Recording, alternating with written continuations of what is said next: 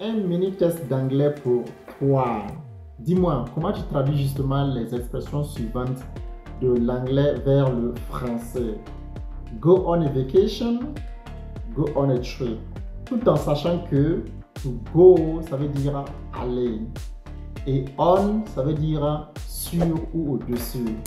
Est-ce que go on a vacation sera aller sur vacances et go on a trip sera aller sur voyage?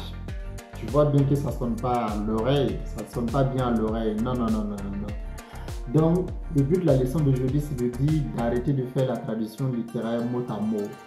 Essayez de comprendre plutôt le contexte dans lequel les mots ont été utilisés. J'arrête. Alors, revenons un peu. Si je dis go on a vacation, on sait que go, ça veut dire aller, bien entendu. On, ça veut dire sur. Vacation, ça veut dire vacances. Donc, moi, je te dirais plutôt de penser au contexte. Le gars est en train de partir, même s'il part sur vacances, ça veut dire qu'il est en train d'aller en vacances, tu vois. Il est en train d'aller en vacances. Tu vois que quand tu remplaces un par sur ici, ou plutôt quand tu remplaces sur par un, ça a plus de sens que lorsque tu dis que le gars va sur vacances. Il va en vacances. Right? C'est ça en fait le concept qu'il faut que tu retiennes. Il ne faut pas traduire littéralement, il faut plutôt aller dans le contexte pour essayer de comprendre ce qui se passe actuellement. Je vais te donner justement un autre conseil de pro. Alors, le conseil de pro est le suivant. En tant que polyglotte, comprenant bien l'anglais et le français, sachez que les anglophones, eux aussi, souffrent énormément lorsqu'ils apprennent des verbes en français.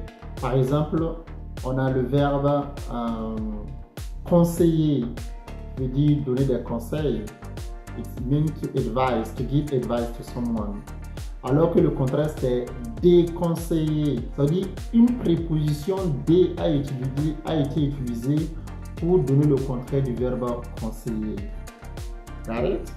Donc un anglophone qui apprend le français et qui voit que conseiller veut dire donner un conseil, to give an advice en anglais, lorsqu'il va tomber sur un verbe déconseiller, il sera totalement perdu aussi. Et s'il essaie de traduire littéralement, it's not gonna work, ça va pas marcher non plus. Donc, juste pour vous faire comprendre que lorsque tu apprends une langue, que ce soit l'anglais, le français, l'espagnol, le portugais, it doesn't matter. Évitez la traduction littéraire. Essayez de comprendre plutôt le mot dans son contexte en tant que tel. Got it? Excellent. Donc, si on revient au verbe go on, ok, to go on a vacation, to go on a trip, to go on a journey. Go, normalement, ça veut dire aller, comme je l'ai dit récemment, et on, ça veut dire sur. Sauf que selon le contexte, ça peut varier. C'est ce qu'on appelle en anglais phrasal verbs. Donc, de conseiller, on part à déconseiller. Donc, déconseiller ici en anglais serait comme un genre de phrasal verb. Sauf que le verbe déconseiller en anglais should be maybe misadvice, c'est-à-dire déconseiller en tant que tel. Donc, d'une langue à une autre, il faudra éviter de faire la traduction littéraire.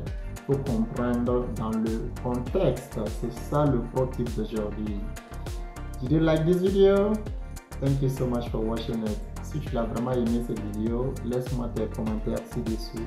Et le mini test pour toi aussi dans les commentaires, c'est d'écrire la signification, la vraie signification même de to go on. Qu'est-ce que ça signifie to go on en anglais?